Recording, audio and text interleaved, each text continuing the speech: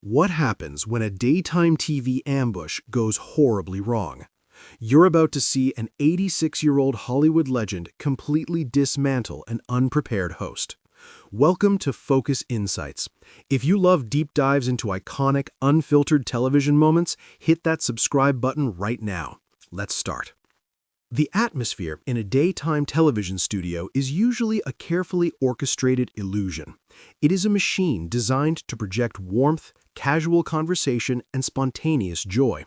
Producers spend hours calibrating the lighting to cast a soft, forgiving glow. The audience is prepped by warm-up comedians to laugh at the right moments and applaud on cue.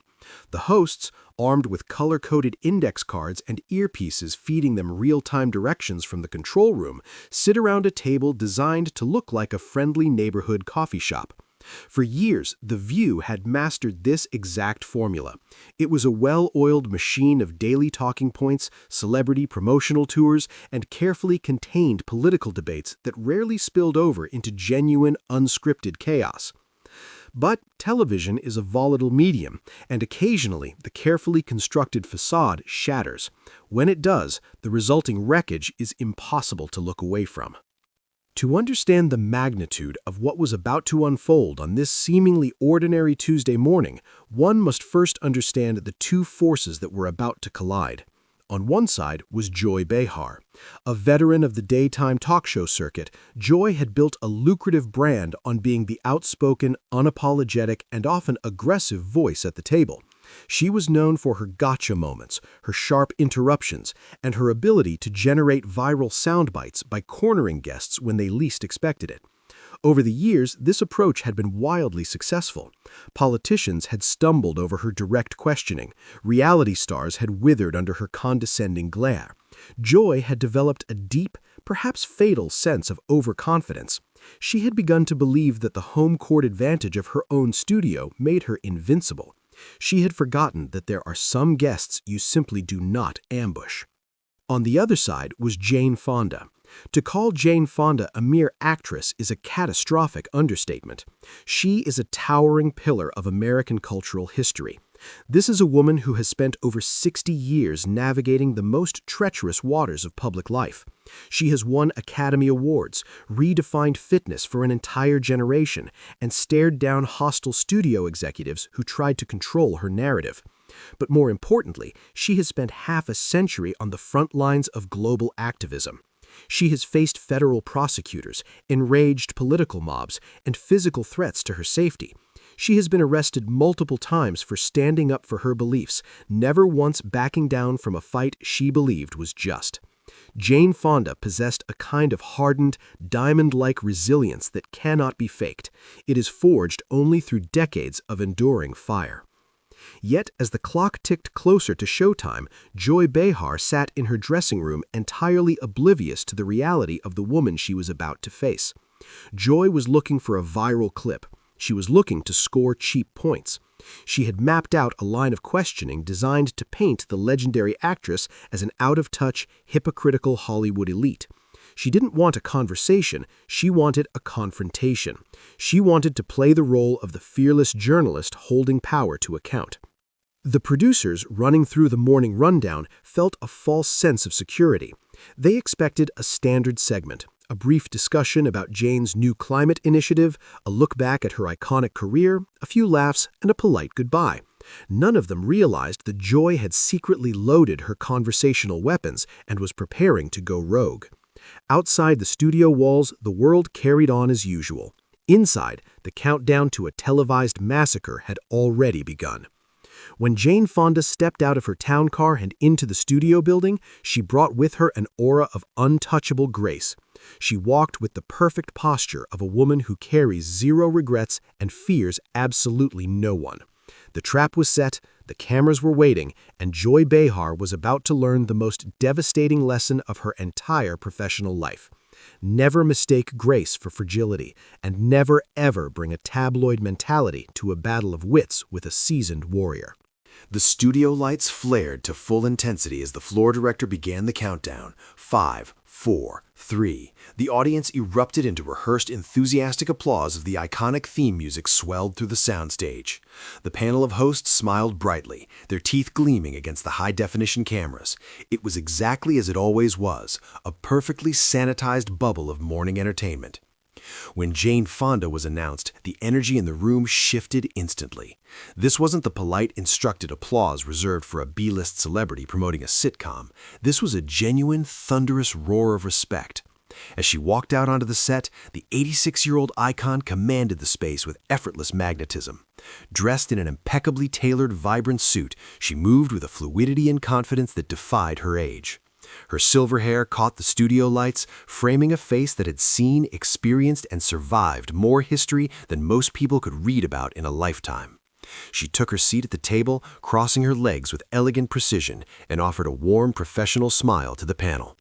Whoopi Goldberg, recognizing the gravity of the guest beside her, leaned in with unmistakable reverence. "Jane, it is an absolute honor to have you back at the table," Whoopi said, her voice dropping its usual playful timbre for something much more sincere. "You look incredible, and we have so much to talk about." "Thank you, Whoopi. It's wonderful to be here with all of you," Jane replied. Her voice was steady, resonant, and coated with the smooth polish of a woman who had done 10,000 interviews before this one.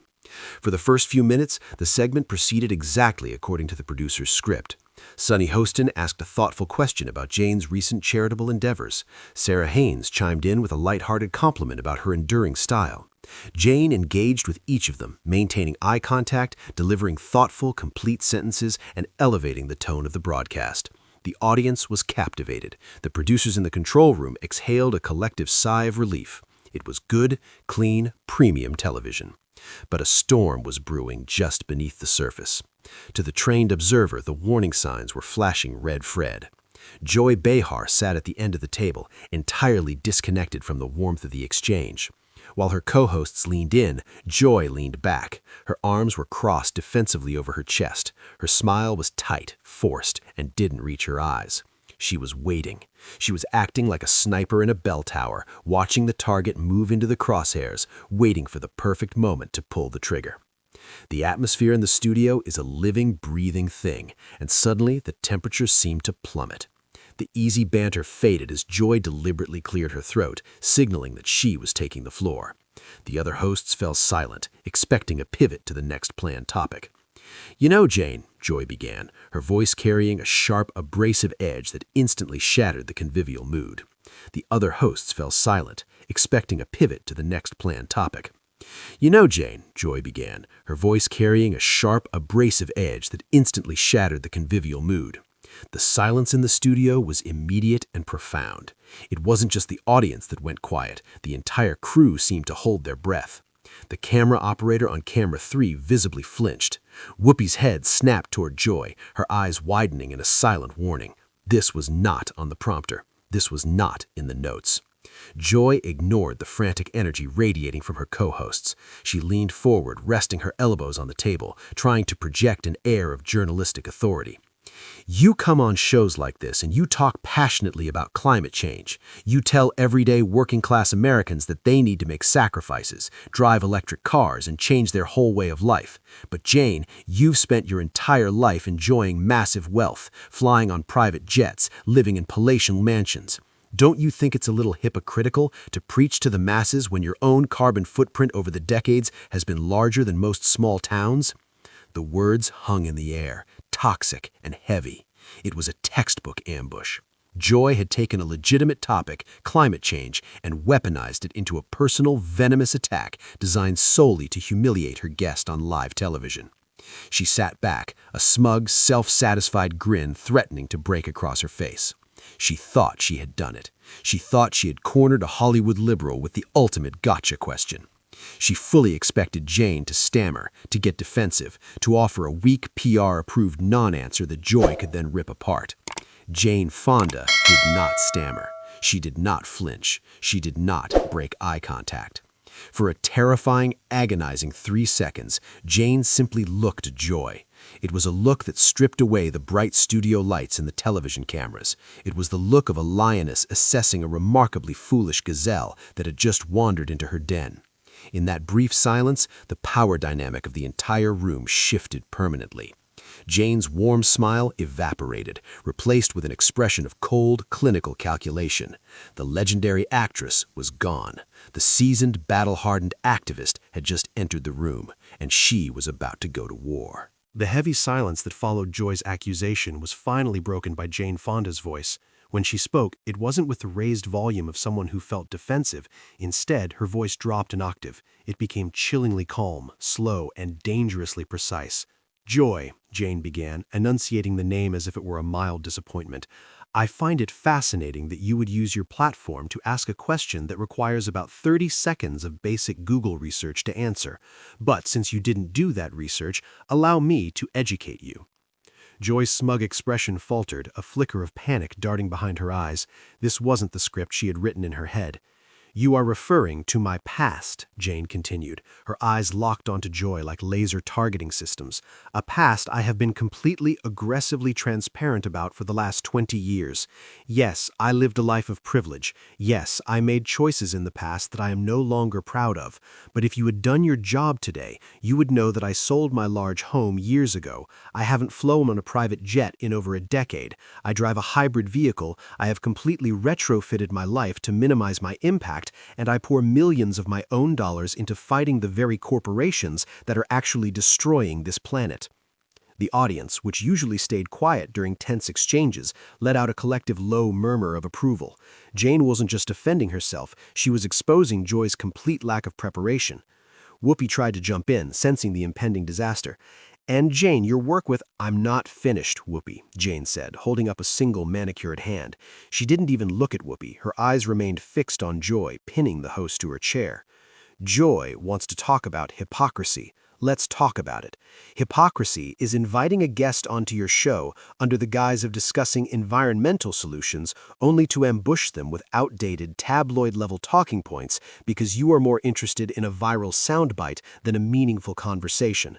The studio erupted into scattered applause. Joy's face flushed a deep mottled crimson. Her ego, bruised and bleeding in front of millions, overrode her common sense. Instead of taking the out Jane had graciously offered by moving on, Joy grabbed a shovel and began to dig her own professional grave. "Oh, come on, Jane," Joy barked, her voice suddenly shrill and defensive. "You can't just wave away your past because you drive a Prius now. You've made a career out of telling people what to do. You've always been controversial. Look at your history. You went to Vietnam. You posed on that anti-aircraft gun. You've spent your whole life offending people, so forgive me if I don't buy this sudden fragile routine when someone finally asks you a tough question." The collective gasp in the studio was so loud it clipped the audio microphones. The control room devolved into absolute panic. "Cut her mic, go to commercial," a producer screamed into the headsets, but the technical director froze, entirely paralyzed by the sheer magnitude of the train wreck unfolding on the monitors. Sunny Hostin looked physically sick, staring down at her notes, as if they prayed they would swallow her whole. Sarah Haynes was frozen, her mouth slightly ajar. Joy Behar had just crossed a line so severe, so deeply personal and historically complex that there was absolutely no coming back from it. She had invoked Vietnam, the most painful, complicated chapter of Jane Fonda's life, as a cheap rhetorical weapon in a daytime talk show squabble. Jane Fonda sat perfectly still. The air around her seemed to crackle with an intense, terrifying energy. The studio was dead silent. You could hear the faint hum of the lighting rig above. When Jane finally spoke, the room temperature seemed to drop to freezing. "Fragile?" Jane whispered. The word cut through the silence like a scalpel. Jane leaned forward, planting both hands firmly on the table. She was no longer a guest, she was the absolute authority in the room. "Joy," Jane began, "I sat across from federal investigators who threatened to put me in prison for the rest of my life. I walked through crowds of people throwing rocks at my head. I have been targeted by the President of the United States. I survived all of that. Do you honestly believe a daytime talk show host who couldn't be bothered to read a briefing packet is going to intimidate me?" Joy opened her mouth, her hands trembling visibly on the table, but no words came out. She was suffocating under the weight of Jane's absolute dominance. You want to bring up Vietnam? Jane's voice rose, filling the room with an undeniable, booming authority. I have spent 50 years, half a century, explaining, apologizing, and atoning for the mistakes I made when I was a young woman in a war zone. I have spent decades sitting in rooms with combat veterans, listening to their pain, funding their charities, and working to heal those wounds. I have taken accountability every single day of my life. Jane paused, letting the immense gravity of her words crush whatever was left of Joy's defiance. But what are you doing right now, Joy? You aren't seeking truth. You aren't asking a tough question. You are exploiting the pain of Vietnam veterans, and you are exploiting my history to score cheap points on a morning show. It is lazy, it is offensive, and frankly, it is beneath the dignity of the chair you are sitting in. Joy looked left and right, her eyes wide with sheer panic, begging for a lifeline. She looked at Whoopi, but Whoopi had physically leaned away from her. She looked at Sunny, who refused to meet her gaze. Joy was entirely, hopelessly alone on an island of her own making, and the water was rising fast. I am just doing my job, Joy stammered, her voice cracking, completely drained of her earlier bravado. You aren't doing your job, Jane fired back, the speed and ferocity of her response making Joy physically flinch. Your job is to be a journalist. Your job is to facilitate dialogue. What you are doing is throwing a temper tantrum because you thought you could bully an 86-year-old woman and you just found out you picked the wrong woman. The audience couldn't hold it back anymore. They erupted. It wasn't polite applause. It was a raucous, overwhelming cheer of vindication. People were standing up in the back rows. Joy Behar sank into her chair, looking visibly shrunken. Her posture collapsed. Her face was entirely drained of color, a stark ashen white contrasting harshly with her television makeup. She had attempted to publicly execute a legend, and the legend had simply taken the weapon from her hands and dismantled her with it. The sheer brutality of the confrontation left the studio in a state of shell shock. The producers, finally snapping out of their paralysis, began screaming in the earpieces of the hosts. "Wrap it up, go to break, get us out of here." Whoopi Goldberg, acting on pure survival instinct, threw her hands up, palms facing outward in a gesture of absolute surrender. All right, wow. We are going to take a very quick commercial break. We will be right back." "No, Whoopi," Jane interrupted. She didn't shout. She didn't need to. Her voice cut through the chaos with absolute, undeniable finality. "We aren't going to break just yet, because I am leaving." The studio, which had been loud and chaotic a second prior, fell into an immediate, breathless hush.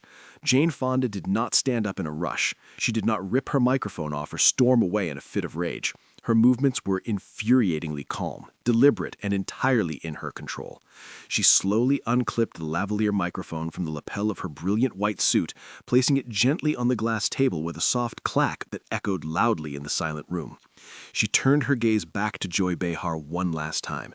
Joy looked up, her eyes glassy, her jaw tense. She looked like a student waiting for the principal to hand down a final, damning sentence.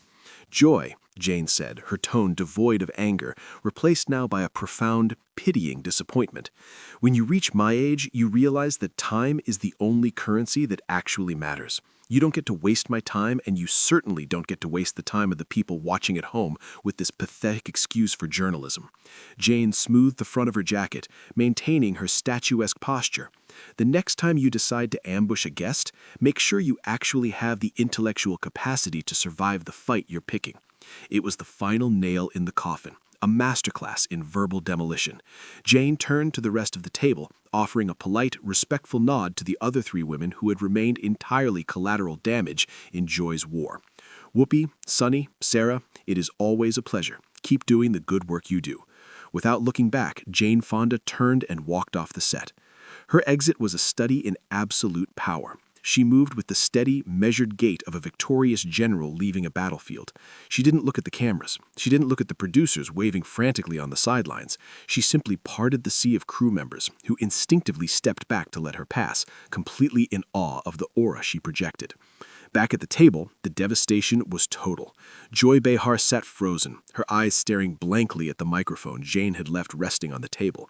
She looked as though she had been physically struck. Her hands remained flat on the glass, trembling uncontrollably. She opened her mouth as if to try and regain the last word, but nothing came out. There were no words left. Her credibility, her arrogant persona, her entire brand had been stripped away and burned to ash in less than 10 minutes. We have to go to commercial, Whoopi whispered, her voice barely audible over the stunned murmurs of the audience. The camera slowly pulled back, capturing the image of the four hosts sitting in silence, bathed in the bright studio lights, looking like survivors of a natural disaster. The screen faded to black. Section 6. Aftermath and Reactions. The moment the broadcast cut to a soap opera commercial, the studio descended in absolute chaos. The audience began to loudly murmur, some people standing up, pointing at the stage, unable to process the real-time destruction they had just witnessed. Producers sprinted out from the shadows, swarming the table. Joy Behar immediately stood up, pushing past a makeup artist who was trying to powder her sweating forehead, and retreated backstage without saying a single word to her co-hosts. She locked herself into her dressing room. For the rest of the broadcast, her chair remained conspicuously empty. But the real explosion happened outside the studio walls. In the era of social media, news travels at the speed of light, and this was not just news, this was a cultural earthquake. Within 5 minutes of the segment airing, the clip had been ripped, uploaded, and shared across Twitter, TikTok, and Instagram. The hashtags Jane Fonda and The View Meltdown trended at #1 and #2 worldwide before the show even finished its time slot. The internet was absolutely ruthless. Viewers dissected every frame of the confrontation. They created slow-motion edits of the exact moment Joy's face drained of color. They isolated Jane's icy, devastating comebacks and turned them into viral sounds. The reaction was almost entirely unanimous. Journalists, celebrities, and everyday viewers united in their sheer awe of Fonda's masterful handling of the situation. The Washington Post ran an op-ed titled, "How Jane Fonda Taught Daytime TV a Lesson in Respect." Late-night hosts scrapped their monologues to joke about Joy Behar's historic defeat. It was heralded as the gold standard of how to handle a hostile interviewer. Joy's team attempted a desperate spin campaign, releasing a statement about how The View is a place for passionate, unscripted debate, but the damage was irreversible. She had broken the cardinal rule of her profession. She came unprepared to a battle of wits. She assumed age meant weakness. She assumed politeness meant submission. She paid for that ignorance with her professional dignity. Jane Fonda, on the other hand, never released a statement. She didn't tweet about it. She didn't go on a rival network to gloat. She simply boarded her hybrid vehicle, went to her next meeting, and continued her life, completely unbothered by the wreckage she had left behind. Her silence in the aftermath was the ultimate power move, proof that for her, this wasn't the defining moment of her week, it was just a Tuesday. What we witnessed between Jane Fonda and Joy Behar was more than just a viral television moment. It was a profound study in power dynamics, preparation, and the lethal nature of quiet confidence. Joy Behar relied on volume, aggressive interruptions, and shock value to maintain control. It's a tactic that works wonderfully against those who are desperate for approval or afraid of conflict. But Jane Fonda operates on an entirely different frequency.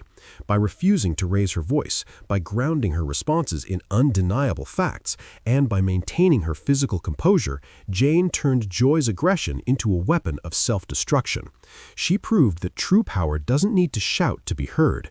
It was a masterclass in boundary setting and a stark reminder that true legends are built on substance, not sound bites. Thank you for joining us on this deep dive into one of television's most explosive encounters. If you enjoyed this breakdown and want more unfiltered analysis of the most iconic moments in media history, make sure to hit that subscribe button, leave a comment below with your thoughts on Jane's epic takedown, and stay tuned to Focus Insights. See you in the next one.